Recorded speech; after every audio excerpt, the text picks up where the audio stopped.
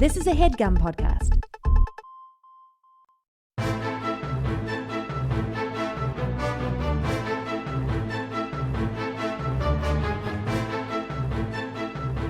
Hello and welcome to The Complete Guide to Everything, a podcast about everything. I'm one of your hosts, Tom. And I'm Tim. Tim, how are you doing this week? Can you make the chair stop creaking, for God's sake? Hey, it's a chair in your house, Tom. I told you to freeze when we start the show. Whenever you talk, you're just like, you need to stay still as a statue. And look at me when I'm talking to you. Yeah. No, I apologize. I'll get some. When you come back next week, Tim, that chair is going to be covered in WD-40. Can you grease this puppy up a little bit, yeah, Tom? I'll make sure all the chairs are well greased. I've been begging you to grease it up for weeks now. Yeah, I got to grease up everything in this room. I got to grease up the mic stands, grease up the mics themselves, maybe. Yeah, that'll make it sound smooth. Yeah. But I asked you a question. My question was, how are you doing this week? Tom, I think this relates the way I'm feeling introspective and worried. Oh, okay. Tom, well, that's a good way to be. Well, no, we complain a lot on this show. Well, right? you do. I don't. Well, no, really. I mean, you spent 25 minutes describing a Netflix show that you watched last week. I was going to joke and say, I don't complain, I brag. But that was like, oh, I do brag on this show about inconsequential things. Yeah, and we're just goofing off. We're just having fun. Hey, having come some on. laughs. Hey, relax. Lay off us. But now we're getting to the point in our lives, Tom. Some of us are over 40, which is crazy to think about. Yeah. Others not so old.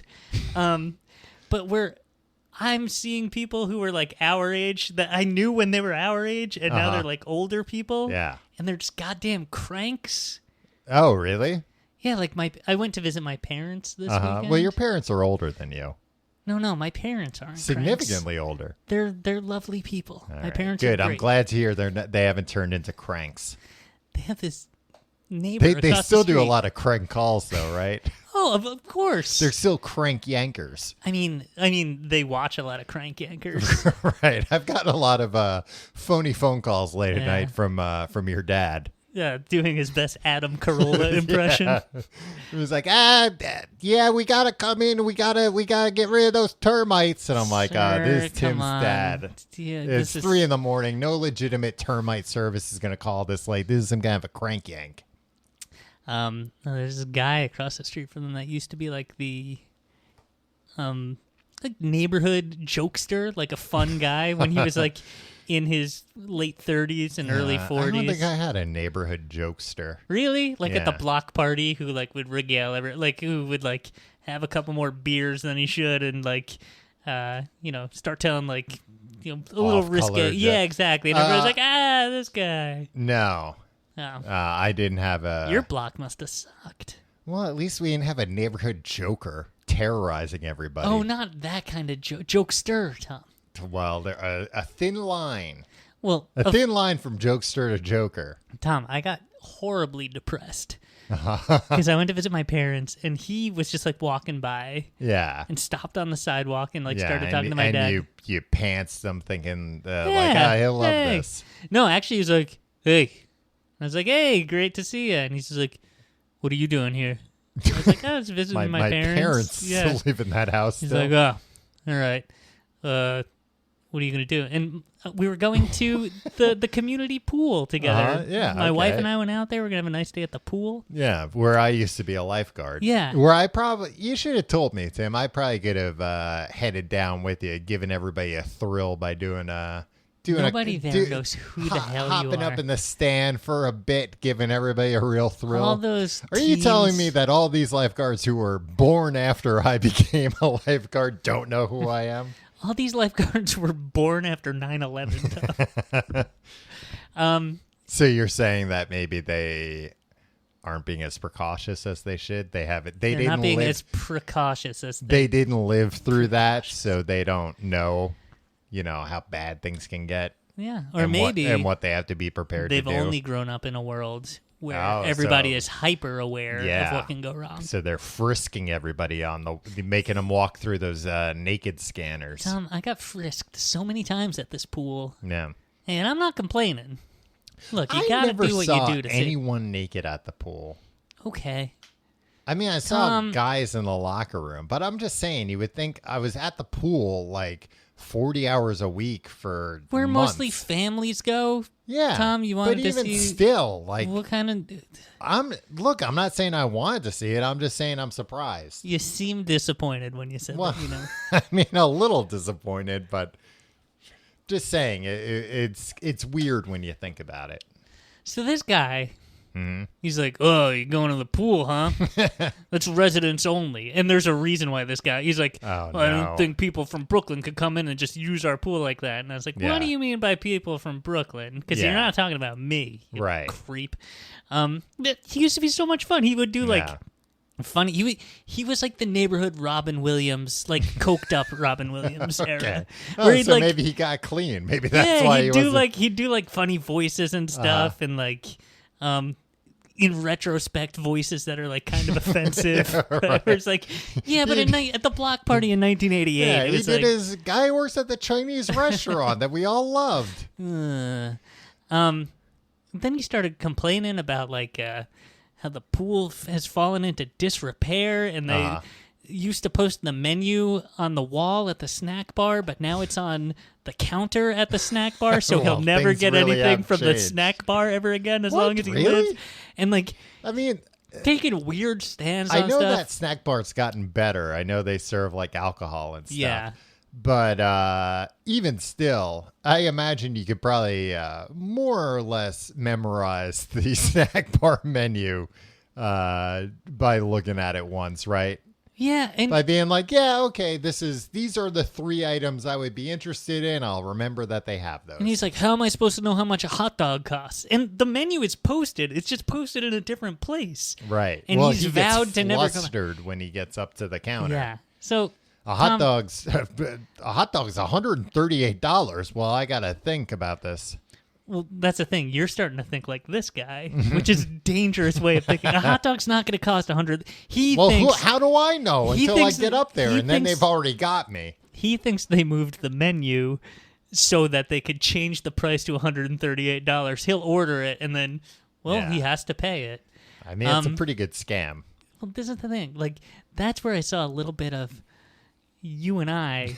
You know, one of us would tell a story about how we were upset that we thought a snack bar was trying to pull a scam on us. Yeah. And it's funny now because we have like other things going on in our lives. But but at in some 30 point we're not. years, we're Yeah. not going to have anything else going on in our lives. And that's going to be the only thing we have to say. Oh, I fully imagine by the time I'm, hopefully I make it, if I'm like 70 plus, that like 90% of my day is going to be taken up by being suspicious of scams. Yeah. but then also getting a phone call where they're like, this is Apple and we need to have your phone password, and say, oh, okay. Well, I guess you wouldn't be calling me if it weren't important. Tom, I have something that I want to complain about, and this is going to be my last complaint. Forever? Well, yeah, because I don't want to become an old crank. All right. So well, I'm you heard it here retiring. I'm first. going out on top with this complaint. And you've never gone back on anything you've promised on the podcast. No, like what? Like, I think you've promised before to not be an old crank anymore. Well, guess what? I'm turning my life around. I'm on. This is the last hurrah. Unfortunately, when I called you out on that, I realized the reason why I know that you've gone back on things you've promised on the podcast is because neither of us remember like anything we've said on past podcasts. I just don't think I make grand sweeping statements the way that you're implying. And then that I as do. a result, I can't remember anything that you've said. Right. But you have made grand sweeping. I'm just doing the whole barrage you with BS so you can't. Yeah, and that you I play can't hold you defense. Yeah, accountable. exactly. All right, this is my last complaint on the Okay. podcast forever. Mm-hmm. I've got one. What is that? Hey, Wayne, I've got one last complaint from Nirvana. Yeah, from Nirvana. In Utero was the album. Yeah. All right, here it is. My last complaint. I'm pissed off that the Statue of Liberty is green. Why aren't more people up in arms about this? Do you know why it's green? Yeah. Explain it. All right. So France gets us this nice gift. Yeah. They give us this whole statue. Mm-hmm. And they're like, hey, take this gift. Yeah, but they're like a weird Italian. I need a dialect coach, Tom. They would be like this. We have made this statue for you. Yeah. You forgot what French people sound like? You forgot what a bad French accent sounds like? I thought that was pretty good, Tom. Thank you. Don't tell yourself short. And we were like, hey, take the beret off her, give her a crown. What is it, copper? Yeah, it's made out of copper. This beautiful copper statue. Big ass statue, by the way. One of the biggest out there. It's not some freaking trinket. Yeah, it's been up there since 1776. It's not quite, but close. For all intents and purposes, probably, yeah.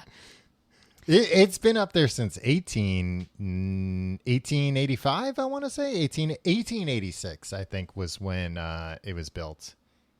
Sure. Or maybe finished.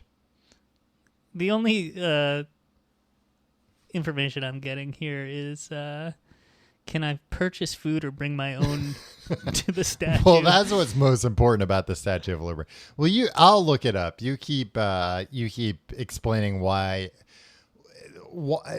I want to hear why you think it's green. Okay. It gets oxidized. Yes. And it turns green. Yep, you got it. That's fine. Guess what? We can, 1886, October 26th. Great, congratulations. Thank you. It looked real nice, and then it turns green, and we're not even going to do anything about it? Well, it turned green like over 100 years ago. What are we going to do about it now? Clean it off. Something gets rusted. That's oxidation, too. Something gets rusted, like, well, what am I going to do? I just have a rusty bike, I guess. No, so you're saying they should coat it in WD-40 or something. Yeah, that's all I'm asking. I think they probably don't want such a shiny statue that's that big. What, are you kidding me? Why not? Because they get blind pilots flying by. Shit, look. I know. You always say that, Tim. Whenever you're shooting lasers up at passing airplanes, they're always like, what's the worst that could happen? You ever see a video of what it looks like in a cockpit when somebody shines a laser? Tom, this is why the Statue of Liberty is green, because a pilot would get blinded like a laser pointer. I'm just saying, have you ever seen a video of what it looks like? I have, but I don't see how that's relevant. It's crazy. They can't fly. Okay. So what if they're like, great, we're gonna take all the oxidation off the Statue of Liberty, and then somebody else is like, yeah, guess what? I'm gonna make a big Facebook event. Everybody point your laser pointer at the Statue of Liberty. We'll drive all the pilots around the world blind. And that's why you think they let. I'm not saying it's the only reason, but it's a big part. And like, it starts turning. And you just let it go to shit. It turns green, and then France is like. Noticed, right? They're probably like, the fuck? We gave them this nice. Yeah. You weren't supposed to keep it outside. What are you doing? But you can't tell. America, known for its ingenuity. Mm-hmm. We got Boston Dynamics building robots that can do backflips and do the Thriller dance all synchronized. Yeah. We can't figure out how to make this thing look freaking you want to hire copper a again? Company from Boston to fix New York's problems? Were you out of your mind? It's actually New Jersey's problem. Yeah, I guess they could clean it off and then coat it probably, put some kind of a clear coat that they didn't have 140 years ago. Yeah, or just maintain it. I don't know. Is brown that much better of a color than green for a statue? Mm-hmm. But everybody knows that it's green now, and guess what else is green? Money, baby. People are coming into Ellis Island nowadays, and they're like, that's the color I like to see. That's why I came here, to make that scratch. It's a disgrace. And Tom, that's my last complaint, but I'm going to piggyback another complaint on it because it's somewhat related. Have you ever been inside the Statue of Liberty? Yeah, I have. Up to the crown? Maybe not that high. Up to the torch? No, nobody goes to the torch. They used to be able to. Yeah, it's been closed since 1916. But they used to be able to. I've only been to the Statue of Liberty once, I think in 7th grade. And we did get to go to the Crown, and it was really cool. And like even back then, I remember thinking like, how is all this legal? This is so dangerous. Like, just you're going single file up like the smallest staircase you've ever imagined, and if you get vertigo or fear of heights up there halfway, everybody'd have to turn around to let you back down. Well, I'm sure it's happened. Oh, I'm sure it has, but how embarrassing. And then once you get up to the Crown, they're like, keep moving. Other people got to see it. And it's like, well, I spent like a half hour walking up this stupid staircase. And you think you're not going to turn into this crank across the street from my parents? But I'll tell you what, Tim, the inside of the Statue of Liberty, nice and copper. Exactly. Piggybacking. I forget if that was the case. It's only the thickness of like, I don't know, 2 or 3 pennies. Very thin statue. This is my last complaint. Mm-hmm. It's more of a question related to this. The Married with Children TV show theme song, when it says married, and then it says the children. Uh-huh. Why does it then get covered in slime? That was just the flavor of the day. Yeah. People like to see things get covered in slime. Yeah, it always made me think, like, is this Nickelodeon? Yeah. Should I watch this? And then when you watched it as a kid, it was like, this is the raunchiest TV show ever imaginable. I don't understand what's going on, but I know I shouldn't be watching it. I don't even understand why this is on regular TV. Yeah, they probably put slime to, get... And slime with children. Maybe it was just back then everybody associated children with slime because of Nickelodeon.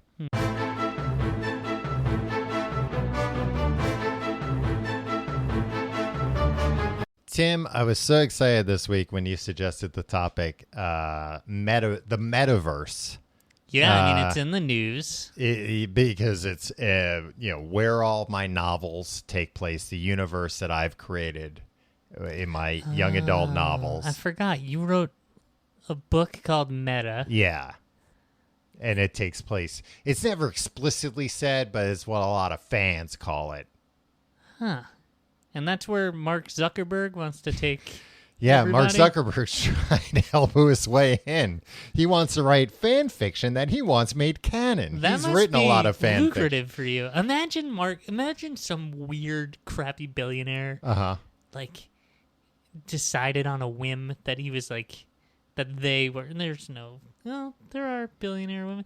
I'm just saying every billionaire they're mostly men, is a disgrace. So I guess women could be a disgrace too. Hey, women can be a disgrace too. It's 2021. Yeah.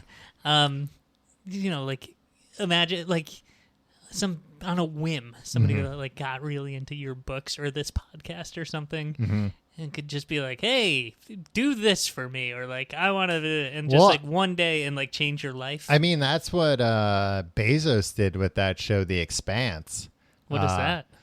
I think it was on Sci-Fi Channel. It's based Jeff Bezos? Jeff Bezos. It's based on books, but it's just like a very hard sci-fi, like somewhat nearish future. Where everybody agrees that the most attractive people are the bald people. No. Where it's like Earth has colonized Mars, I believe colonized the moon, and is also like mining the asteroid belt. But it's hard sci-fi in the sense where it's like, and they're dealing with all the problems, like people that are born on Mars, like their bone density's off, they can never go to Earth. People that work in the asteroid belt mining asteroids, they're just like miners are here on Earth. They're treated like total shit. Right. But the show was canceled on Sci-Fi, and he was like, oh, I'll make this show for Amazon Prime. And it was almost solely, I mean, they have a very dedicated fan base, the show, but it seems like it was mostly just like, no, Jeff Bezos really likes that show, and he didn't want to cancel it. He wanted to see more of it. Which is like a pretty good, that's like being a patron of the arts. Kind of. Yeah. It's more like, I mean, it's also, I'm going to be a patron of the arts, and then I'm going to charge people to see it. Yeah.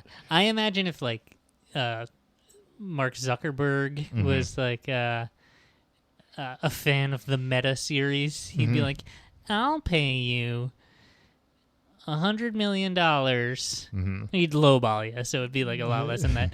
But to write 5 meta books that only I can read. Yeah, I'd do it. I'd do it for a lot less than $100 million. Tom, you'd do but it if for he offered me $100 million, I'd take it. Yeah, of course. That'd be great. Yeah. I mean, I'd probably even, I was going to say I'd probably even do it for free because of all the publicity it would bring. But I guess it's that a lot of would work probably to do not. for free for a billionaire. It'd be a lot of work to do for a guy who could very easily pay me for it. Yeah. And also, it wouldn't necessarily bring positive publicity. Yeah. But what I if? don't But think this would happen, though. But what I don't if think we it had to was- worry about this. what if it was just like, all right, 5 books, and it was just like, I'm going to write them all. I'm going to go on like a Coke fueled bender, and I'm just going to pump out 5 like stream of consciousness books from Mark Zuckerberg. I imagine it would be some sort of positive, but less harmful misery situation where, yeah. like, if Zuck doesn't like where the story's going, He's going to you're break gonna my hear legs from Zuck. and keep Yeah. me in a cabin Yeah. chained to the bed.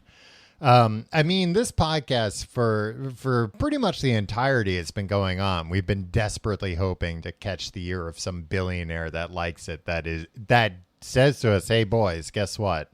Start making a podcast just for me. I'll pay you $100 million." Yeah, It wouldn't even seems have to be for a year. increasingly unlikely that this might happen. You know what? I'll tell you what. Any billionaire out there listening, $100 million, we'll keep doing it forever. Just for you. 2 years. 2 years, $100 million, Tim. Well, we had to do it. We're like contractually obligated to do this for forever till we die. Yeah, why not? We're already halfway there. $100 million, Tim. That's an extremely life-changing amount of money For some people, for you and for me, Tim. you have no idea what my financial If somebody- situation's like. But so you're saying if somebody came along to you and they were like, "Hey, I'd like to offer you a job. You're only gonna have to work a few hours a week. I'll pay you $100 million, but you're gonna have to like keep doing it." You'd be like, "No, forget it." Well, I would try to negotiate so I'm not getting into a contract that will Yes. last the entirety of my existence. Well, sure, of course, there's room for negotiation, Tim. But here's the other thing: what if we get paid up front? We just spend all the money, and then we use some of that money You to don't get new think this- identities. This bastard's gonna claw that back. Yeah. Nah. You'll get bored. $100 million is nothing to him. Yeah. But Tim, we're talking about the real metaverse, which is like kind of not really a thing, but it's becoming a big buzzword. Explain to me, an idiot, Yeah. A real, like the dumbest piece of shit you could ever imagine. me. Yeah. All right. Explain to me Hypothetically. the dumbest piece of shit you could ever imagine what the metaverse is. Tim, And I'm I'm not talking about your dang books, Tom. going to explain it in a way that is going to be very simple that you're going to instantly get. The word metaverse is the new cyberspace. And So- you know what cyberspace is, Yeah, right? just some bullshit. Just Yeah. like, oh, we're going to do things online now. Yeah. So the metaverse, it's this new idea, this new buzzword that everybody's buzzing about. And basically, I looked up a few definitions of it. I still think mine is the best one. That's just the new cyberspace. But it's essentially a collective, shared virtual environment. A fully immersive digital space where we'll spend people like Zuck think we're going to spend like, huge chunks, potentially even the majority of our day inside of this thing. So this is something that you need to wear like a VR headset in Well, order to participate So in? the current thing, at least that like Facebook is pushing as the metaverse, is not exclusive to virtual reality, but heavily relies on virtual. So if you're like having a meeting and a bunch of people have VR headsets, somebody could not have a VR headset and they could still essentially call in like you would on a Zoom call. Right. Yeah, like he'd be that guy who calls on the phone to a video Zoom call. Yeah. And so like it's like, this guy can't keep up. Exactly. He can't really hear it. He doesn't really know what's going like, on. huh? Whenever he talks, it's like just fucking just use your computer and sign in. I don't understand. I mean, I haven't worked for a company in a long time. But even like a decade ago, I could not understand, like, we haven't figured out phones yet. Like, I thought phones were a solved problem, and how come it's still just so hard to have like a conference call? I mean, I guess I do conference calls occasionally nowadays, like, for various things, and I'm just always shocked. Party lines. Yeah, a lot of party lines I get on. No, like, like sometimes sponsors want to talk to us or whatever. What did I have a call for the other day? Oh, it was like I don't want to say what it was for, but it was for something. Well, and now you've piqued everyone's interest. It was for Erotic talking, the satisfaction, and it was just like a real bad connection. It was just such a bad call. Yeah. As a result of that, and I feel like that still just happens. You don't complain on this show, though. It's only me. No, I'm just saying. I'm not complaining. I'm just saying that's the state of things. Yeah. And you got people like Zuckerberg saying like we're all going to be in the metaverse. It's like, sure, maybe with the internet you've got on Facebook campus and whatever you've got piped to your house. But like a lot of us, I have good internet here, but it's not perfect. Calm down. You're getting so far ahead of yourself. You're also I'm bragging about my internet. It's pretty good here. Okay. I only pay for 200 megabits, but guess what? I consistently get 3. Tom, can you please be quiet for like just 20 seconds? Like, ask me what the metaverse is. All right. So I've been hearing a lot about the metaverse. I've been seeing it in headlines. Mm-hmm. And then I turn on CBS this morning, and do you watch the morning news? No, hell no. Well, it sounds like you do. I saw clips of it on Twitter. So I see Zuckerberg. God, that's even worse. Yeah. I don't watch the morning news. I watch clips of it on Twitter. Well, this is what I saw today. Can you let me say like 3 consecutive sentences without yelling at me? I thought you were going to say 3 consecutive words. I was going to say, I've let you do that. So I beam into however I see Zuck on CBS this morning, and it's a total like they're all like, oh, like just it's an infomercial for whatever they're doing. Yeah, they're like, oh, Facebook wants to be on our show. Yeah, and it's him like, this will be. How does he talk? I gotta talk like this. It's kind of like the way a Muppet would talk, but very, very serious. Yeah, and then he does this forced laughter, like, and we all know how that goes. And they were like, oh, what is this metaverse thing? And he's like, you just put on the VR headset, and he's doing it, and they're all there, and it just looks like The Sims, kind of, and they're all in a room together. Yeah. Like, I guess they weren't in the same room, and it was like a Zoom call in virtual reality where you'd look, and like you could be like, Zuck sits here, and this anchor is sitting there. And he's like, and my favorite thing about this is you could change the layout of the room. Yeah. It's like, and it seemed like a Zoom meeting in virtual reality. Like, rather than just having everybody's pictures, you have little weird avatars, which, like, can we get rid of the cartoony avatars for things? I don't want to live in that world with cartoony avatars. And then it's instead of just like seeing everybody's face, you see their avatars, and it's like, oh, it looks like that guy's over a little bit to my left, and then this lady is over like a little bit to my right. This is cool. This feels like reality now. And meanwhile, Jeffrey Toobin's like, this is great. Yeah, we should all switch to this. No more video calls. Toobin, the tubes. Yeah, I think whatever happened with Jeffrey Toobin would have been way more upsetting in the metaverse. Oh my God, I think he's having a stroke. His avatar's going wild. No, because the metaverse is going to be like their event. They're going to keep iterating it, right? Yeah. And then in the tubing thing, it's going to be like, oh my God, I got wet. What happened? What's on I me? should have.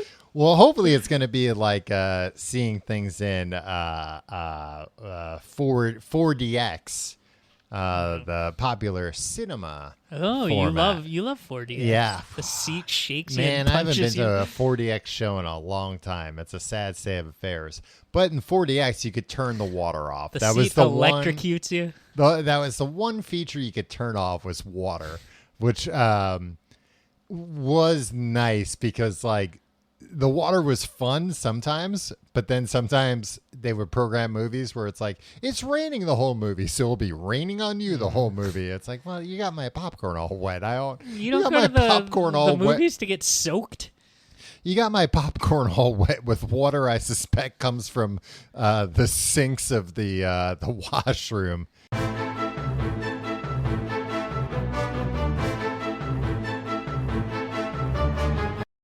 So unfortunately, Facebook, they're the ones really, they're one of the ones really pushing on this metaverse concept. And they came out this week with like, another big media push.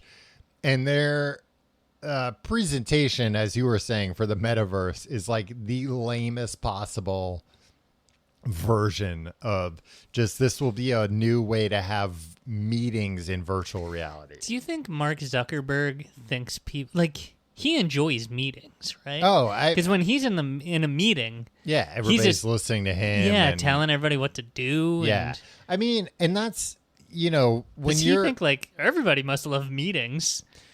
That's where everybody's the happiest. I mean, when you're the CEO. Everybody's got a bunch of sycophants around them, right? But I think kind of regardless of the company, when you're the CEO, it seems like the majority of your time is spent in meetings. Right.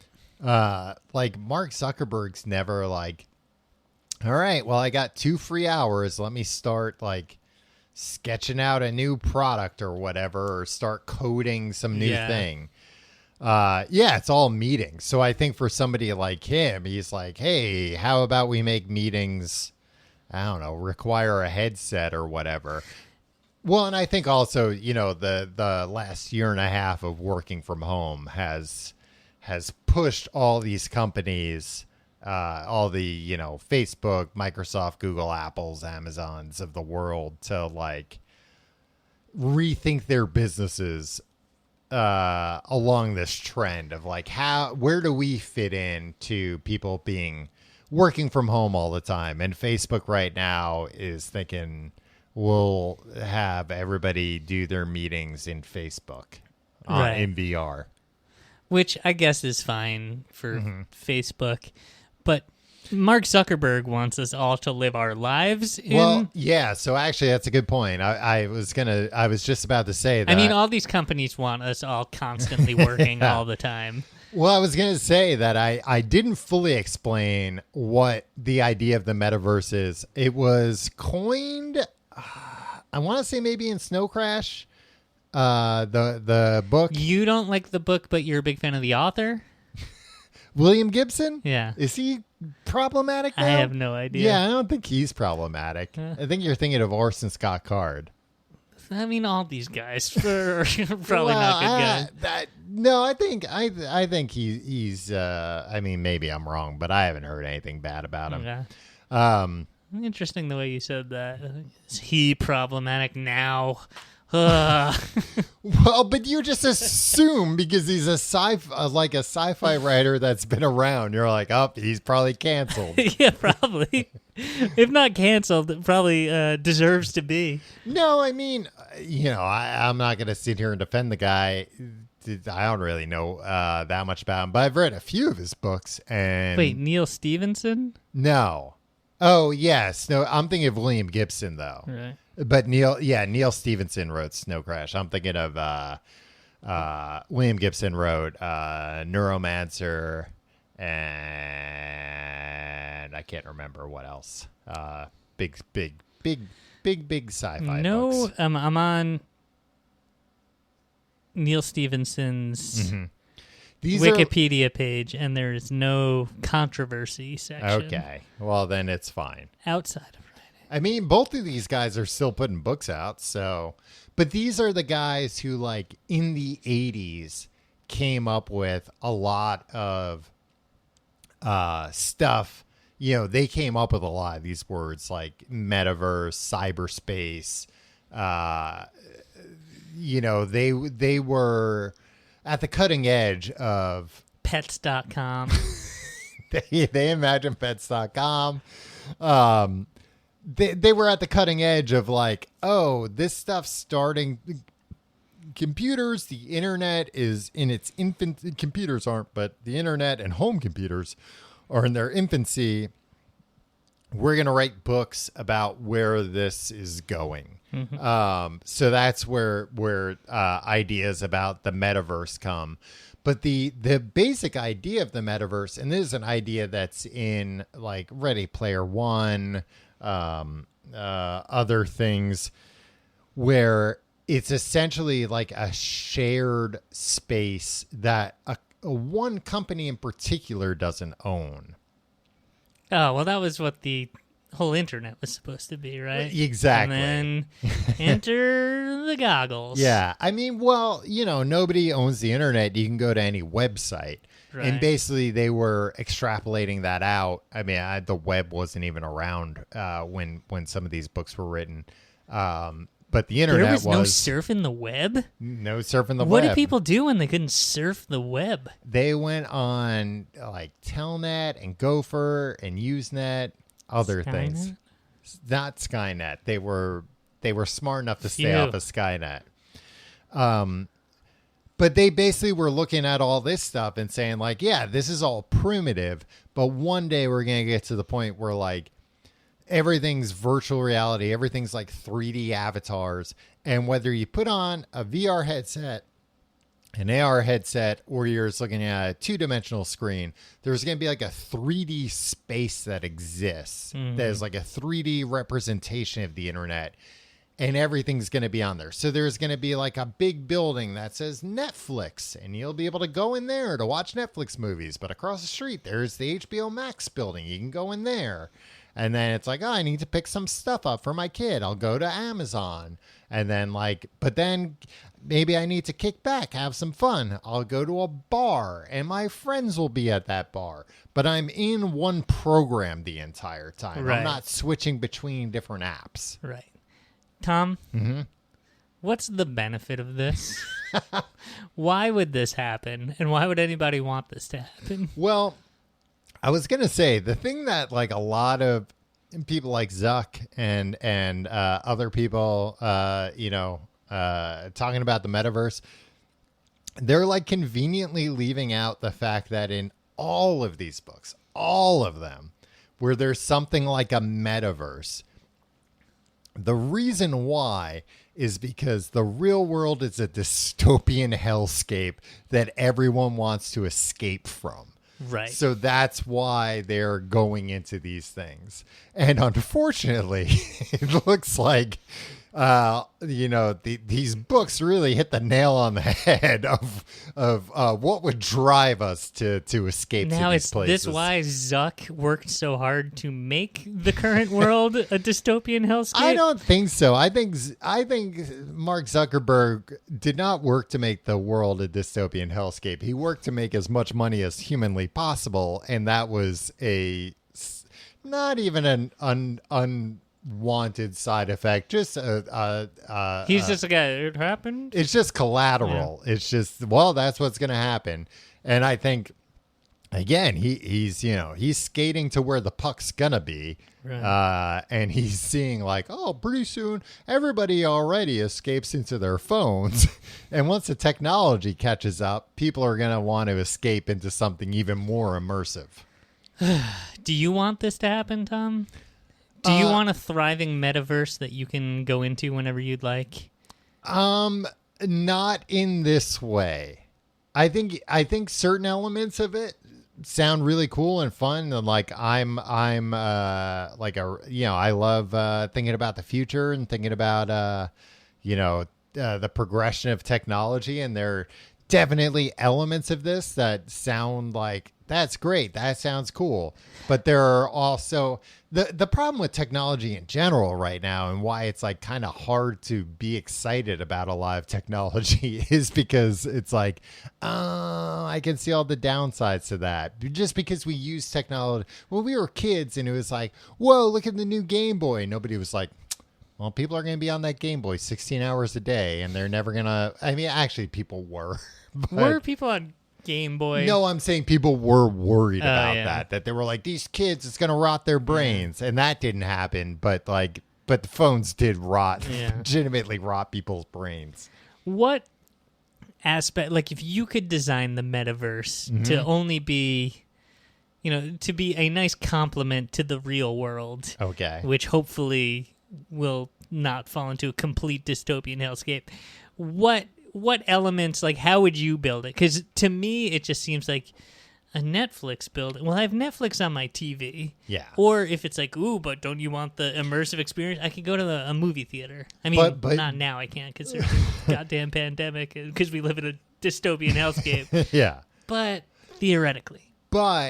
Well, so I mean, they have like VR, like one of the more popular apps on the VR headset, the Oculus Quest, which is Facebook's VR headset, which I do own. Full disclosure, they have what's the name of it? Big Screen, it's called, and it's like an app where basically you can watch movies in like a nice movie theater, or a nice home movie theater, space station movie theater, a drive-in movie theater. But the allure to it is more you can invite friends, and then they are literally sitting next to you. And of course, they're just like a dopey avatar. But when you hear them talking, you hear them to the right of you where they're sitting, for example. So you can actually like sit and kind of have a communal experience. And Which is nice during a pandemic.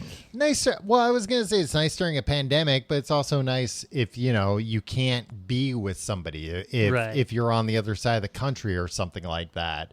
I can see that being, especially now, it's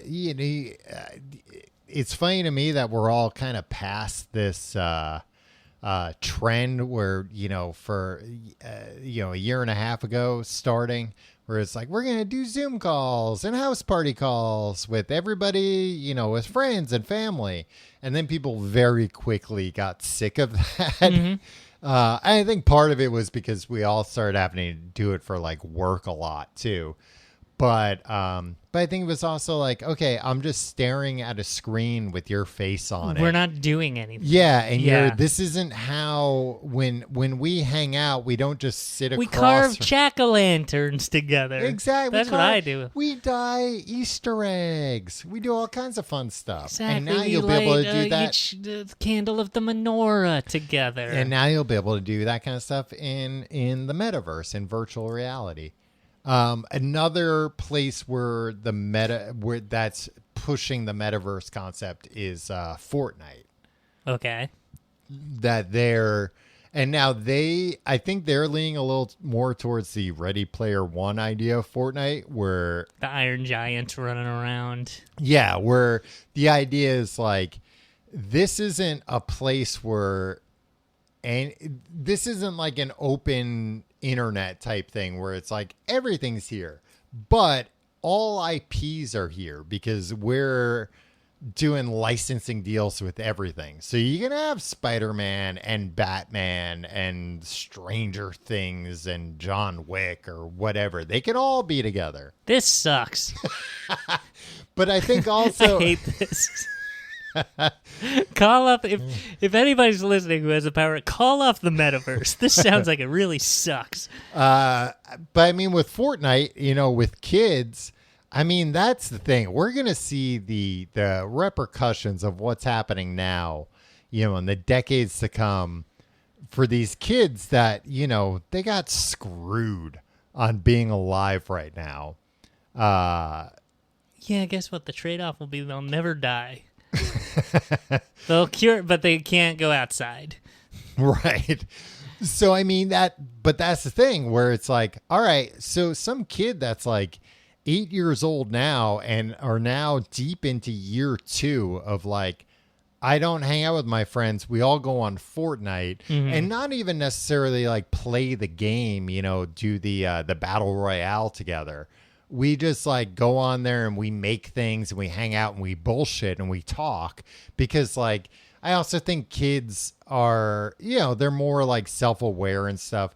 They're like, I don't want to be on a video. I don't, I mean, if you think about like when we were kids and teenagers, if it was like, hey, you can all be on a video call together, which would have been insanely futuristic, or you can all play a video game at the same time and see each other and talk, I think we would have gone with like, yeah, let's do that. Yeah. I think we would have gone with like, let's hang out with each other though. But I'm saying if we couldn't. And I just feel like the thing that's bumming me out about the metaverse is that they're trying to like force us into like it should be a last resort. Like but maybe we're there. Yeah, and I think that's the other. It's either they're forcing it unnecessarily, which is and it's a pale imitation of reality, yeah, right? Or coming to terms with the fact that it is necessary, which sucks shit even worse. Well, I was gonna say you mentioned that like you hate all these cartoony avatars, and the thing is like that's where the technology is right now. So, but they're getting better and better. And now there's like a few different companies working on like really creepy shit where it's like, this is two cameras, one that's like inside your VR headset looking at your eyes. And then another one that is like basically when you see, you know, Mark Ruffalo being the Hulk and he's got dots all over his face and like a camera on his head that's like, you know, attached to a foot-long pole facing him. That there's going to be like a combination of that so that when you're in this virtual reality, you're going to look like you and your face is going to move like your face. I mean, we're probably not too far away from that because things are they're already working on that and stuff's moving pretty quickly, which I was going to say is the other just kind of, right place, right time type thing where everybody's, you know, been in this weird world for a year and a half. And at the same time, like technology's finally gotten good enough where, like I said, I have that Oculus Quest 2. Thing's $299 and like blows away a VR headset you could have bought 2 years ago. So it's kind of like the way phones went where it's like, oh, if you wait a year or two, it's twice as good. Right. And, you know, so it's gotten, you know, $299, you know, it's not a insignificant amount of money, but like for what it is, it's pretty inexpensive that if somebody's interested in it, it's attainable. Whereas when these books were being written, VR was $10,000 and it didn't work. It's the Virtual Boy. It's just red lines. I still have a Virtual Boy. You know that? Yeah. Yeah. Talk about it all the time. You stole it from a friend of ours. I didn't steal it from a friend of ours. How dare you? Isn't it Chris's? No, I bought it from Blockbuster. Oh, okay. When they were getting rid of them, I bought a Virtual Boy for $20. Oh. Yeah. Oh, Chris borrowed it from you one time. Oh, I don't think I would have lent it out. I'm pretty careful about who I let borrow my Virtual Boy. Although my Virtual Boy, I think it didn't come with a stand, so I had to like use it in a weird way. I don't know. Thing's probably worth like, I don't know, $10,000 or something now. I should look that up. Some of this stuff, you know, people nowadays. Got a Power Glove. How much is that going to get me? I don't think Power Gloves. There were too many Power Gloves, I think is the problem. But there weren't a lot of Virtual Boys. With the whole video game collectors market, basically there's a bunch of people. Some sweaty kids freaking took your Virtual Boy out from Blockbuster. I don't think anyone ever rented it. When I bought it, I felt like it was like basically you need to tell yourself, Tom. Look, by now, all that sweat's evaporated. I have to worry about 20-year-old kid sweat on there.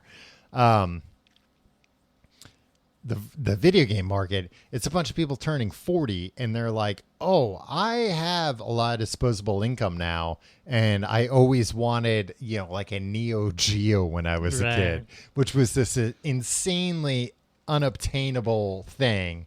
But now I have the money, so I'm going to buy it. So prices are going absolutely insane. Mario 64 sold for like $1.5 million recently. What? Yeah. Like a mint condition or something? Yeah, like a mint condition. But it's like, but that game sold millions of copies. But, whatever. That's why you got to save everything. I've been thinking about that recently, that I want to just like start buying. Hoarding. But like buying stuff, I mean, me and you both had like, if not the first and like the second generation iPods. Mm-hmm. And like, if you had one of those in the package now, they're like thousands and thousands of dollars. Well, that's stupid. It is stupid, but again, stupid. But again, it's people that have, this disposable income, and they're like, yeah, I always wanted that, and now I have the means, and that will fix everything. That will finally make me happy. And they're always right. It always works out. Back to the metaverse. Yes. I can't see a guy like me. Like, I don't think I will willingly ever put a VR headset on. So you're envisioning a future where somebody's holding you down and putting it on? Probably. Like Mark Zuckerberg himself. If this is going to... Now, Tim, please put this headset on. If it's like a prerequisite for any job that you need to get, is that like it's in the metaverse and you cannot... Like, this is the only way, which is a dark future, right? Which I'm pretty sure Facebook is heading towards, because Facebook did recently start doing reimbursements for Oculus, where like if a Facebook employee buys an Oculus Quest and then just like submits their receipt, Facebook will give them the money back.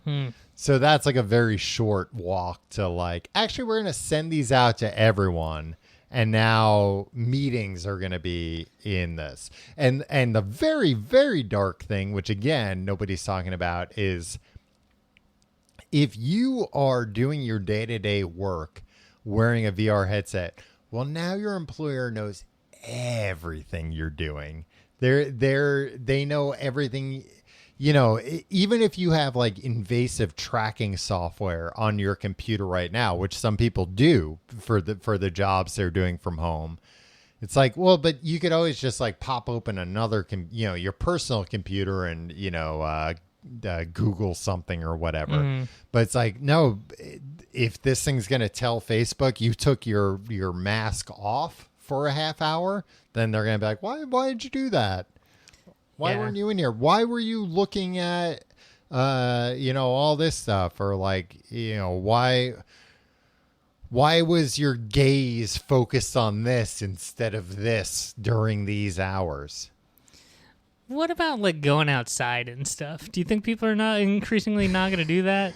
I think people are increasingly going to run into problems going outside with climate change and I mean, I'm talking about you and I in the next 5 years in New York City. Mm-hmm.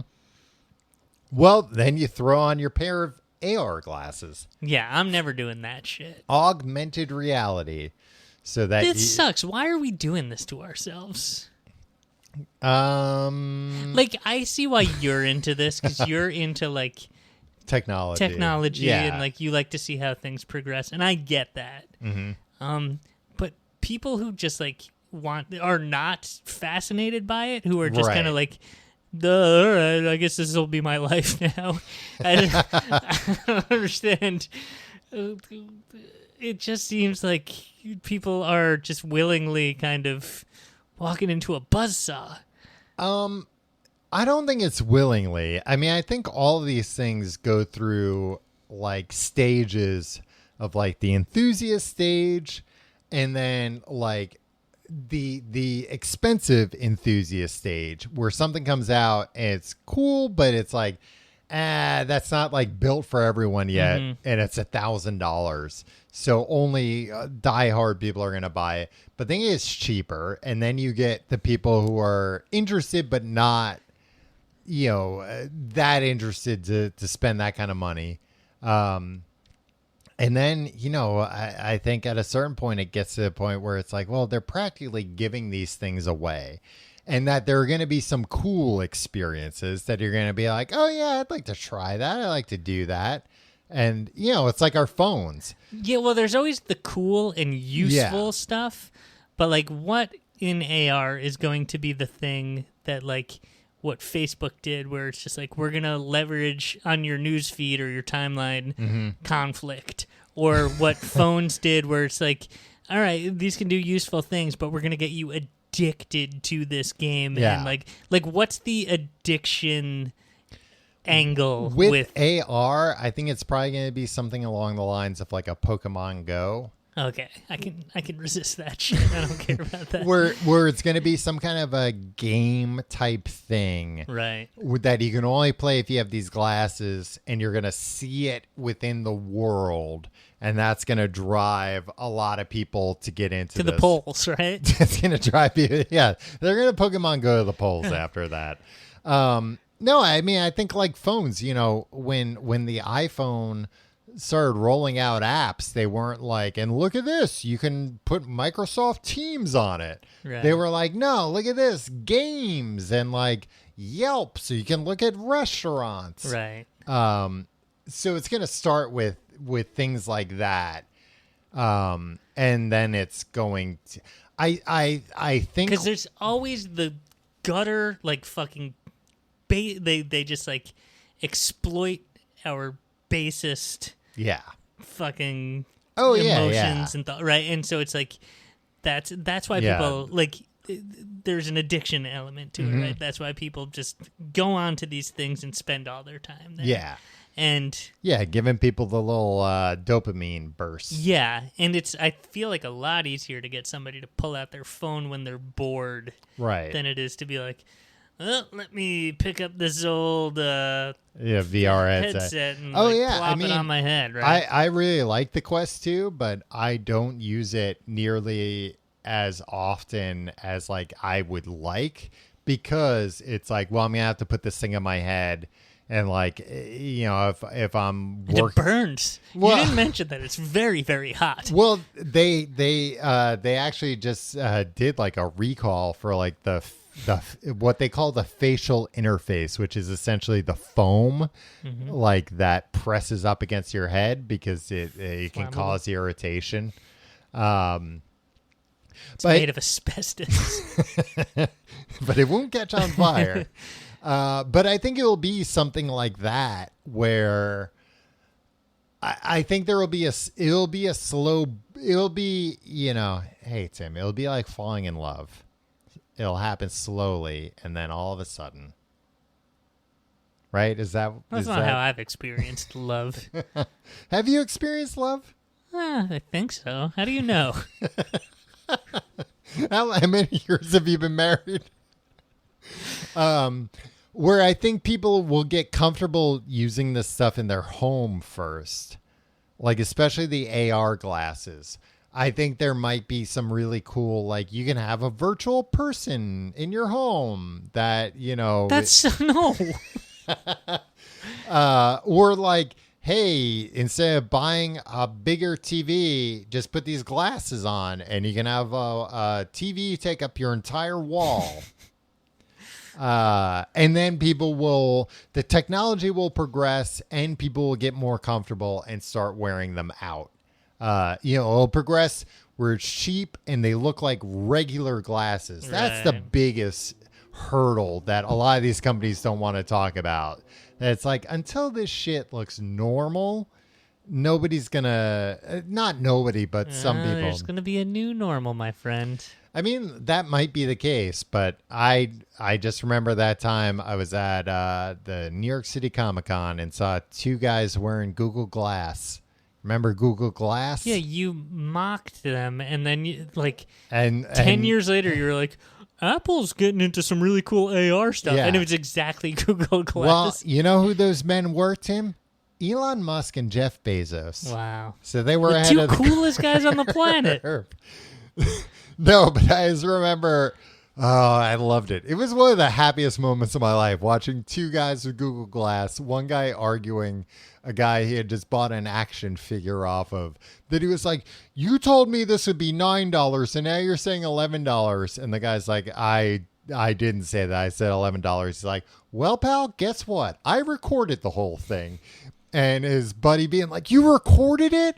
Oh my God, that's so sick. And he's like, yeah, and I'll play it back. And he like took out his phone. He was like attaching cables to it and stuff. And the guy's like, even if I did say $9, it's $11. I misspoke. Like, this is, the law isn't that if I say something and then I change it, I have to. Yeah. If you don't want to pay that, you can walk away. Please stop plugging your Google Glass into your phone to show me video. Right. And again, but you're saying that would be cool if he didn't have to plug it into his phone, though. Right? Yeah, if he could just project. Yeah. If the guy also had Google Glass exactly. on, and he was like, "I'm gonna beam it to you." I don't think we need to document as much as we document. I feel the opposite lately, because I think that by the time we're older, like say like 10, 20 years from now, I think there's going to be some pretty crazy AR stuff where it's going to be like, hey, if you have like a bunch of pictures from this event, we'll be able to like rebuild this entire thing in 3 dimensions and dramatically upscale these photos and turn them into like a 3D statue that he can walk around. You don't want that?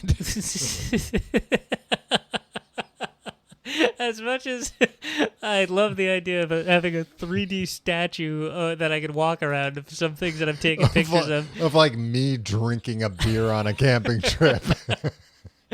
Yeah. But Tim, luckily you took 20 pictures of this. We can feed this into an algorithm and a cluster of supercomputers. It's a weird future you're pitching me. Yeah, I mean, I guess if I work for one of these companies, the projects I would pitch, people would probably be like, yeah, but who would want to do that? You have a lot more notes, huh? Well, that was one of my questions, was just, does this interest you? That was my question to Tim, knowing full well that it wouldn't interest you. I think people walking into traffic and stuff is going to be a problem with all this stuff. Yeah. I mean, the VR, like, you know, I'm on like some of these Oculus Quest subreddits, and there's like so many that are just like people like, well, I'm in the emergency room. I broke my hand punching a wall. Yeah. And that stuff's only going to get worse, especially as it gets like more realistic. But I also have in my notes, I just wanted to say this too. They have this idea in Japan, these people, hikikomori. Do you know about the hikikomori? No. They're shut-ins. People that have, I mean, the funny thing is it's defined as people who have spent 6 months or more without participating in society, without mental illness being the main cause. And it's like, well, I think mental illness is the main cause. But it's mental illness driven by something, right? Like, it's not necessarily like, oh, if this were 1986, the same thing would have happened. Well, These things are breaking our brains. I think in this case, it's more like this person doesn't have like agoraphobia. Right. That's not why they're not going outside.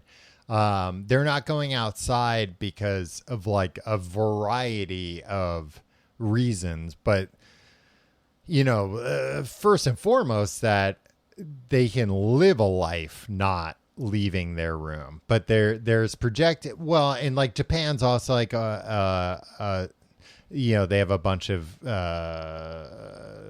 situations that are kind of causing this. One of which being that, like, it's very common to live with your parents in Japan until you're married.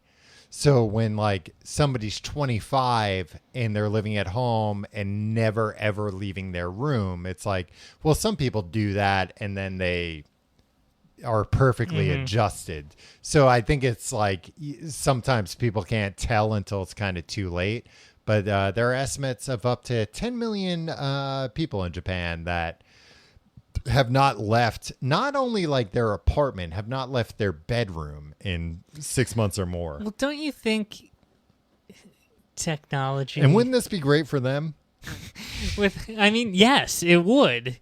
But, like, don't you think maybe we shouldn't have made all technological progress point towards this current state where it's just like everything is convenient and frictionless, so you never have to interact with somebody. Like, it's just like, remember when you like had to procure your own meals by not pressing a series of buttons on screen? And then like nowadays, even with like the Postmates and stuff, they'll just like leave it outside and just be like, and it's just like, and people are like, oh, well, this convenience. Well, number one, it's, I think, bad for mental health if you're not interacting with people. Right. Yeah. Number two, we're a social species of animal. Yeah. And number two, it's just like, well, the system works. Look how convenient it is. And it's like creating all of these new horrible jobs that are not providing a living way. Like, it's bad in every single way. And it's like, well, this is where we've decided to focus all of our energies in the technological sphere. Either that or like more efficient ways to kill people in wars. But there's never like none of that utopian stuff happened. I don't know, it's pretty nice to like press a button and a pizza shows up and you never have to see another human being or talk to them. Yeah, but should we be able to do that?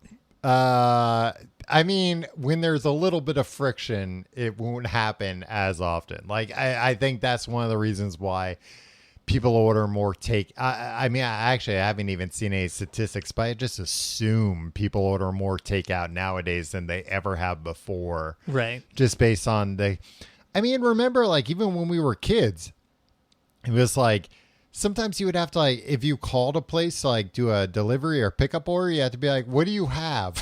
What are my options of food? Right. If you didn't have a menu. Yeah, well, this is the thing. Like, you can post a menu, and we have a wonderful system, a repository of information that you can access anywhere.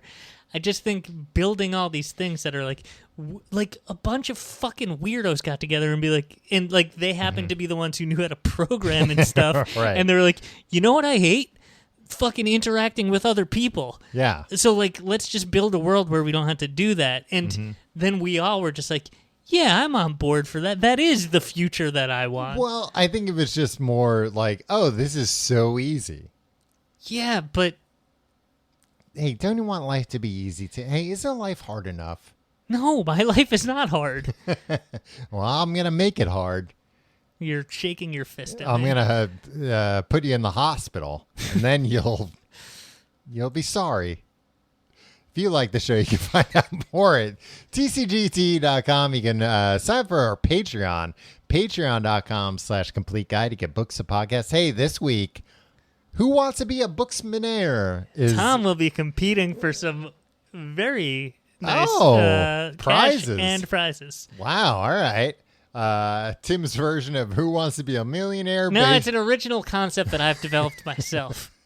Based on the books we've recently read that I always do real bad at because I have poor reading comprehension. Patreon.com/complete guide. You can get that and all the back episodes for only $5 a month. $8 if you want the show early and ad-free. Follow us on Facebook. Facebook.com/Mark Zuckerberg. Whoa. No, imagine if we got that and he was like, oh, come on, guys. That's when we're like $100 million. $100 million. There's no way you could possibly get this from us. Per year. He has to pay us. Facebook.com/complete guide. Follow us on Twitter @complete guide. Follow us on Instagram @TCGTE. Follow me on Instagram and Twitter @Tom Reynolds. Follow me at your pal, Tim. Should we start a newsletter? Should we start a Substack, Tom? I mean, we have a newsletter. But should we never do things with it? Sure. Oh, we have a live show coming up in New York City. Yeah. We should tell people about that. tcgt.com/live, and you can watch it live. Hey, you can be part of the Metaverse. Yeah. Watching it live in the Metaverse. Put on No, a it's just VR a headset. YouTube link, I think. What? I think it's just a YouTube link. Yeah, but you can watch YouTube in the Metaverse. You can Ah. throw on a VR headset, watch a YouTube live stream. Why not? And it's inexpensive. I don't think I like interacting online. That's my big problem with all these things is that like, and I've talked to other people that have like the Oculus headset. Like I've never like hung out and talked to anybody. I've played like one or two games. Actually, I played this game like when I first got it. It was what's it called? Gorilla Tag. Where it was a lot of fun. Everybody's a gorilla and you gotta play tag. And the reason why you're gorillas is because you have the two controllers in your hands. So you walk like a gorilla, like on those two. I'm doing it for you. The viewer at home you're can't moving see. your arms. I'm moving my fists, like I'm walking on my fists like a gorilla. So it's a lot of fun. You've gotten out of your chair. You're all sweaty. It's a lot of fun. But then, like as I was playing, A bunch of teenagers called you the N-word. no, like an 8-year-old boy was like, "I'm gonna kiss you, come kiss me," and was like getting like like right up in my face, and like the voices get louder as they get closer. So like it was like right in my ear. I'm like, no, stop, get away from me. Yeah. So that's the problem. So that's around the Metaverse is that 8-year-old boys are always trying to kiss you in it. That's one of the problems. They gotta solve those kinds of. I think some of these VR things do have like you can turn on basically like a bubble around you that people can't get inside of because sometimes people get too close. But yeah, I don't really like. Can't do that in the real world. I wish you could. But Yeah, it'll be a regular Jake Gyllenhaal and Bubble Boy. Yeah, what are they gonna make a Bubble Boy to? What was the name of the movie? Once some billionaire decides. What was the name of the thing John Travolta was? The Boy in the Bubble? Yeah. Bubble Boy and the Boy in the Bubble. And they didn't get into any trouble with that. What do you mean? Very similar names. I remember we watched like the Boy in the Bubble in school for some reason. They were like, this will teach you about health. Sometimes your health's so bad you have to stay in a bubble. Learned a lot from it. All right, we'll see you next week.